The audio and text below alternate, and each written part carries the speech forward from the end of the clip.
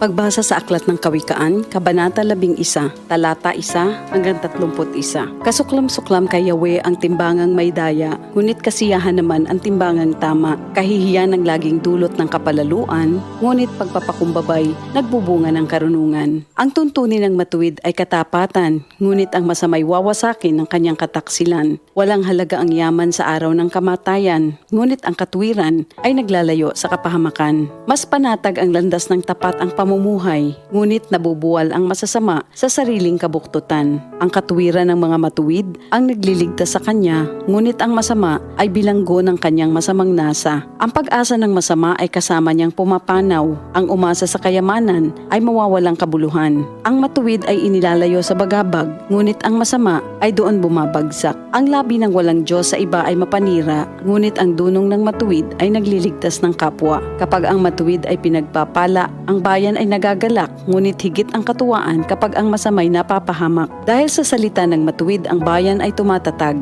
ngunit sa kasinungalingan ng masama, ang lungsod ay nawawasak. Ang kapos sa kaalaman ay humahamak sa kapwa, ngunit laging tahimik ang taong may unawa. Walang maitatago sa bibig ng madaldal, ngunit ang tunay na kaibigan, iyong mapagkakatiwalaan. Sa kakulangan ng tuntunin ng bansa ay bumabagsak, ngunit sa payo ng nakararami, tagumpay ay tiyak. Ang nananagot para sa iba, sa gusot ay nasasadlak, ngunit ang ayaw gumarantiya ay malayo sa bagabag. Ang babaeng mahinhin ay nag-aani ng karangalan, ngunit ang walang dangal, tambakan ng kahihiyan. Lagi sa kahirapan ang taong tamad, ngunit masagana ang buhay ng isang masipag. Ang taong mabait ay nag-iimpok ng kabutihan, ngunit winawasak ng marahas ang sarili niyang buhay. Ano man ang anihin ng masama ay walang kabuluhan, ngunit ang gawang mabuti ay may pagpapalang taglay. Ang taong nasa matuwid ay makasusumpong ng buhay, ngunit ang landas ng masama ay patungo sa kamatayan. Ang kaisipang masama kay Yahweh ay kasuklam-suklam, ngunit ang lakad ng matuwid kay Yahweh ay kasiyahan. Ang taong masamay di makaliligtas sa kaparusahan, ngunit hindi maaano ang nabubuhay sa katwiran. Ang magandang babae ngunit mangmang naman ay tila gintong singsing sa nguso ng baboy.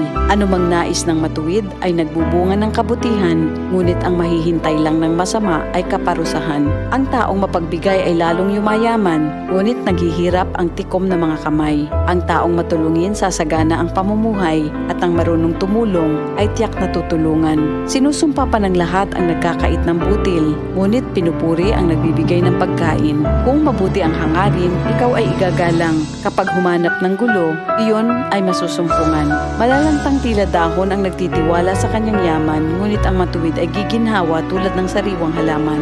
Ang nagpupunla ng gulo sa sariling sambahayan, mag-aani ng problema, gugulo ang pamumuhay. Ang taong mangmang at walang nalalaman ay alipin ng matalino habang siya'y nabubuhay. Buhay ang dulot ng matuwid na pamumuhay, at kamatayan naman ang hatid ng karahasan. Ang matuwid ay ginagantimpalaan dito sa lupa, ngunit paparusahan naman ang mga makasalanan at masasama. Ito ang salita ng Diyos. DCXL News, ang himpilan ng RMN.